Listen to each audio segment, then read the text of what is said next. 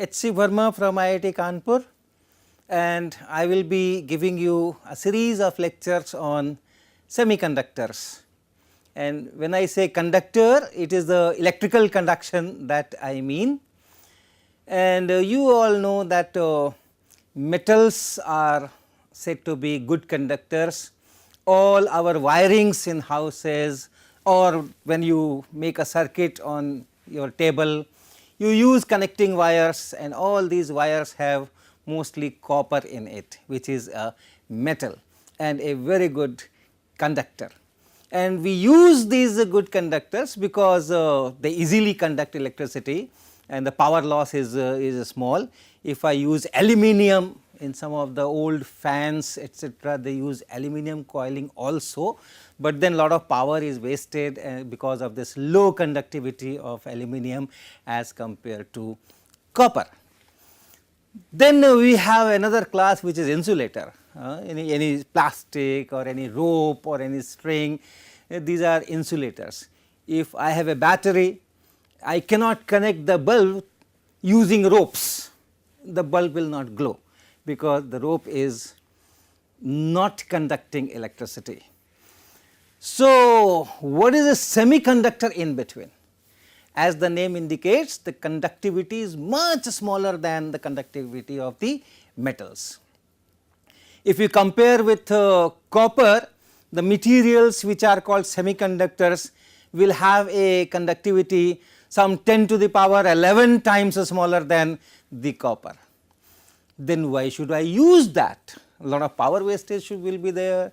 If I am not preferring aluminum over copper, why do I prefer this semiconductor whose conductivity is 10 to the power 11 times smaller? But it is extremely useful component in circuits, electronic circuits.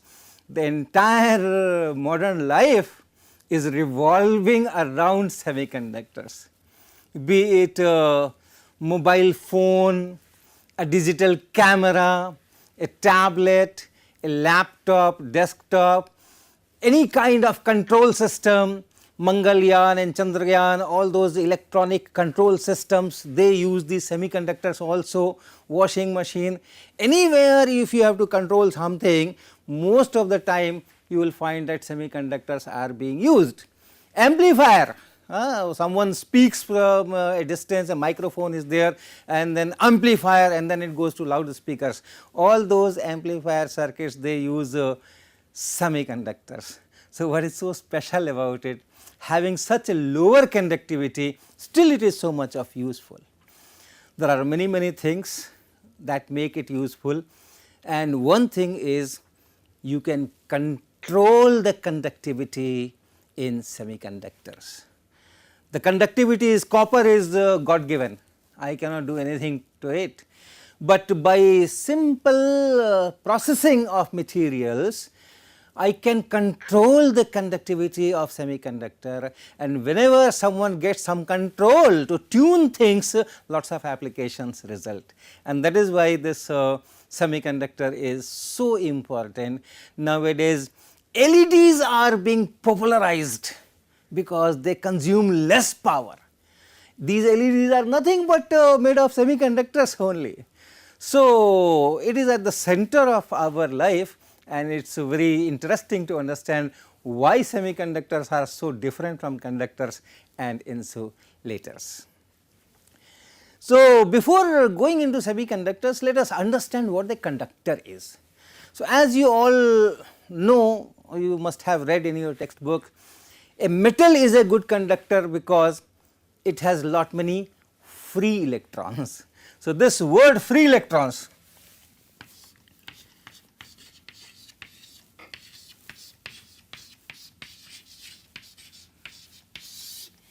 what is this free? What is that freedom that these electrons have? In a copper wire or a metal block, you have lot many free electrons. They are free to move anywhere in this metal.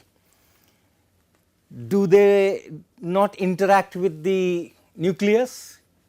Are they not bound to any of the atom? They are. They are. It is not a free space, it is not in a vacuum that electrons are moving. You do have all those nuclei, other electrons in that system, ions, and these electrons as such are bound to one or the other atom, but they are bound by very weak interactions, not weak interactions, strong, weak and gravitational electromagnetic. Now, the strength of interaction is quite weak. You know, you have an atom which has a nucleus, and then you have 1s, 2s, etc., 2p, some 2p, 3s, and all those things.